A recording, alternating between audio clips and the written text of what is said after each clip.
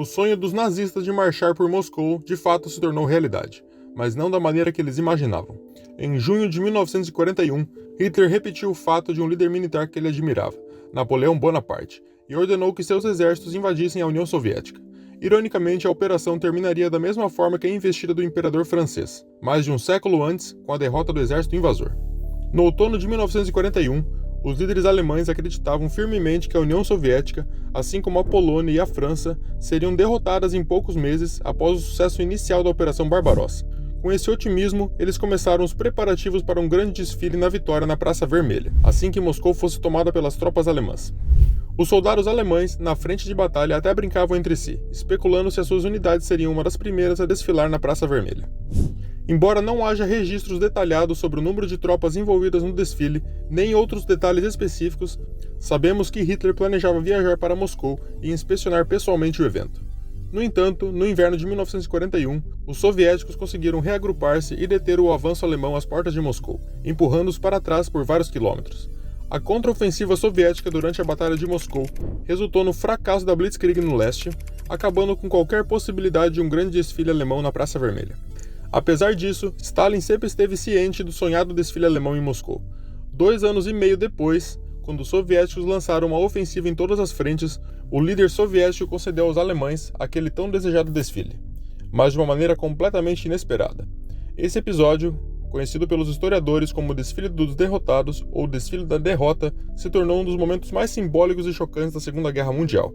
Cerca de 57 mil prisioneiros alemães feridos, sujos e exaustos marcharam pelas ruas de Moscou sob a guarda dos soldados soviéticos. Mais de 120 mil civis observavam com curiosidade e assombro enquanto eles passavam. A maioria desses prisioneiros eram graduados, mas também incluíam oficiais e generais alemães. Em certa medida, esses homens realizaram sim o sonho de Hitler de marchar no coração de Moscou. Hoje vamos examinar mais detalhadamente um episódio impressionante da Segunda Guerra Mundial, que infelizmente não é amplamente conhecido no mundo ocidental. Vamos nos aprofundar na história do Desfile dos Vencidos.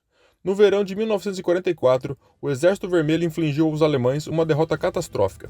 Durante a Operação Bagration, em uma grande ofensiva soviética em Belarus, a Wehrmacht e algumas unidades da Waffen-SS sofreram perdas de até 500.000 de homens em poucas semanas. O Grupo de Exército Centro, que fazia parte dos 3 grupos encarregados de invadir o vasto território soviético e cujo objetivo inicial era capturar Moscou, foi completamente aniquilado. O sucesso dessa operação pode ser resumido nas palavras de um historiador. A Operação Bagration arrancou o coração do exército alemão no leste, representando uma virada na guerra na frente oriental, e a partir daí, o Exército Vermelho não parou até chegar a Berlim.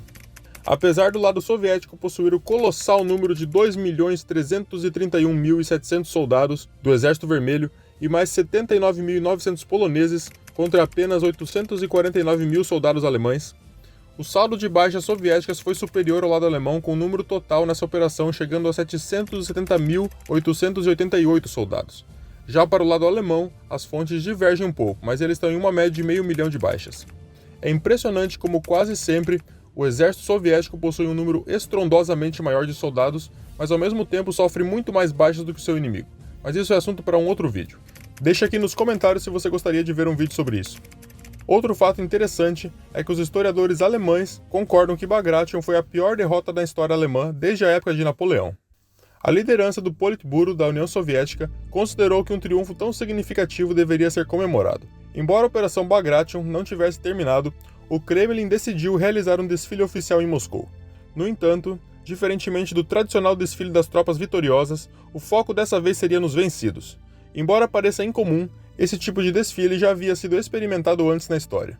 Coincidentemente, o último desfile desse tipo também ocorreu em Moscou em 1914, quando os soldados austríacos do Império Austro-Húngaro, capturados pelas tropas do Exército Imperial Russo, marcharam pelo centro da cidade diante da população atenta. Muita coisa havia mudado desde aquele evento. O Império Russo havia desaparecido, dando lugar à União Soviética, mas a liderança soviética decidiu reviver essa antiga tradição. Nessa ocasião, o evento altamente simbólico foi organizado em sigilo absoluto pelo NKVD e recebeu o nome de Operação Grande Valsa, em homenagem ao filme musical americano de 1938, que era muito popular na União Soviética. O desfile pretendia não apenas mostrar ao povo soviético a magnitude do poder do Exército Vermelho, mas também aos aliados, que duvidavam da extensão da vitória soviética alcançada na Operação Bagration. Essa era uma oportunidade para demonstrar os sucessos da União Soviética na guerra, elevar o espírito dos moscovitas e transmitir a mensagem de que a derrota alemã era apenas uma questão de tempo. A Operação Grande Valsa teve início com o envio dos prisioneiros de guerra alemães para a capital soviética. A maioria deles havia sido capturada em Minsk após a captura de Belarus durante a Operação Bagration.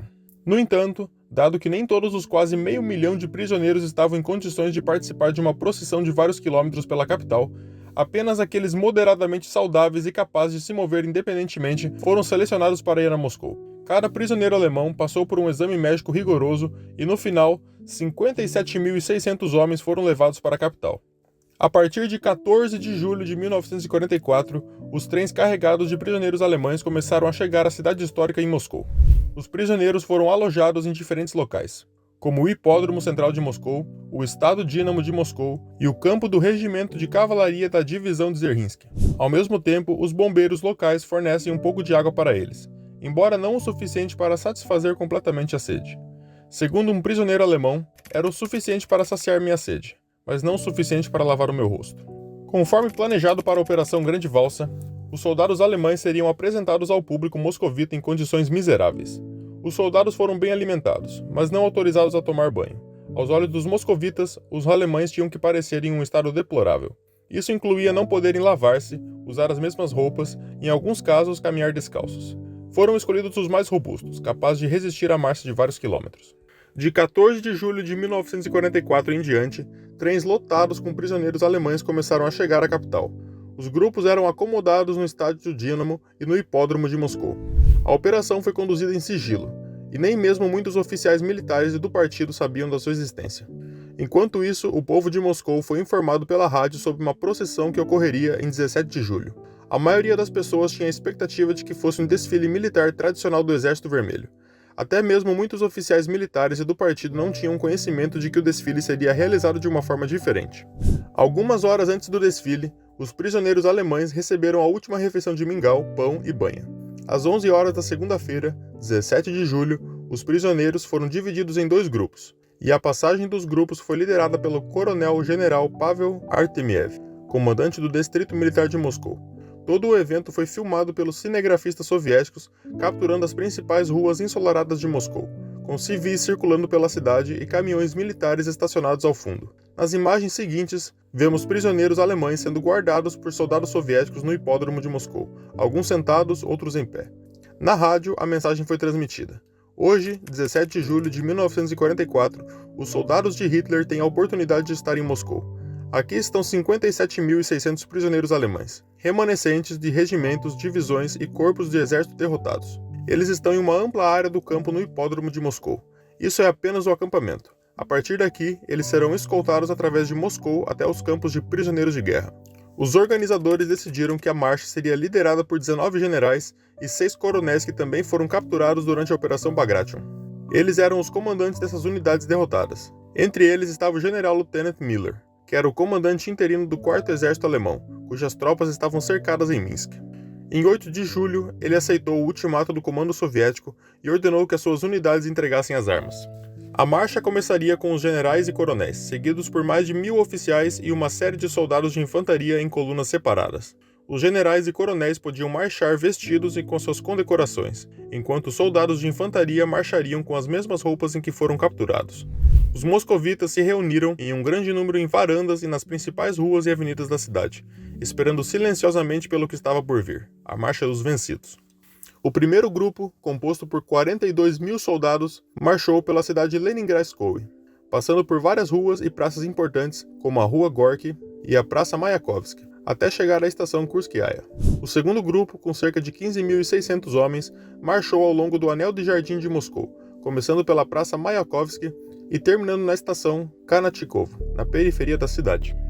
À frente dos 57.000 cativos, havia alguns poucos oficiais soviéticos, uma decisão proposital para que aquele punhado de militares de alta patente parecesse dominar uma massa de alemães. Era apenas uma ilusão. Na verdade, havia milhares de integrantes do Exército Vermelho apostos perto dali, assim como cerca de 12.000 membros da Polícia Secreta da Rússia, escondidos sobre a multidão para ajudar a manter a situação sob controle caso algo desse errado. Os moscovitas assistiram ao desfile em silêncio, refletindo sobre as vitórias do Exército Vermelho e o poder das armas soviéticas que derrotaram esses regimentos, divisões e corpos do exército alemão. Os prisioneiros alemães eram guardados por um grande contingente de soldados do Exército Vermelho e oficiais do NKVD montados a cavalo com espadas e espingardas. Alguns alemães marchantes demonstravam ódio aberto aos espectadores soviéticos, enquanto outros mostravam interesse, e a maioria permanecia indiferente aos olhares da multidão. A população de Moscou testemunhou esse desfile incomum em silêncio, com algumas maldições direcionadas aos alemães, mas qualquer tentativa de tirar pedras era imediatamente interrompida. O soldado alemão Bernhard Braun relembrou sua experiência durante o desfile. Aqueles que caminhavam pelas bordas da coluna olhavam para os moscovitas e olhavam para nós. Eu me perguntei, sinto-me humilhado? Provavelmente não. Coisas piores acontecem na guerra. Estávamos acostumados a cumprir ordens, então quando andávamos pelas ruas de Moscou, simplesmente cumprimos as ordens dos nossos acompanhantes. Enquanto a multidão observava em silêncio, o jovem Roman Srenko declarou: "Estávamos observando os alemães muito de perto, em silêncio pedregoso. Ninguém disse uma palavra, nem eles, nem nós." De forma mais sutil, o jornal diário Pravda descreveu o desfile. Foi estranho ver que essa lágrima bípede tem costas, até mesmo braços e outros pequenos sinais de humanidade. Essa ralé, que o maníaco os fez acreditar ser o melhor da humanidade, passou por nós, com os cabelos brancos e fracos, com os cabelos sujos, como demônios em contos crônicos. Alguns em uniformes desabotoados, em calças rasgadas e descalços, e outros em botas fortes e robustas, o que teria sido suficiente para levá-los para a Índia. Mas o fato era que no caminho deles estávamos nós. O desfile dos vencidos chegou ao fim às 19 horas, quando os últimos prisioneiros foram colocados em vagões de gado com destino aos campos de prisioneiros na Sibéria. Uma linha de caminhões de limpeza passou pelas ruas por onde os soldados alemães haviam marchado, simbolicamente limpando Moscou da presença da sujeira verde bolorenta, como mencionado pelo Pravda. É assim que se limpa a terra da sujeira hitleriana, para que não fiquem vestígios dela. Enquanto isso, os 19 generais alemães capturados permaneceram em Moscou, já que ainda poderiam ser úteis ao alto comando soviético durante as próximas operações. 2 deles foram posteriormente julgados e condenados à força por crimes de guerra. A Operação Grande Valsa gerou diferentes reações ao redor do mundo, enquanto líderes de diversos países expressaram seu descontentamento chamando o desfile de humilhante e inaceitável, outros reconheceram o poder avassalador do exército soviético e a prova de que era possível derrotar a Alemanha de Hitler. Se esse conteúdo te agregou de alguma forma, não se esqueça de deixar o like e se inscrever no canal. Nos vemos em breve.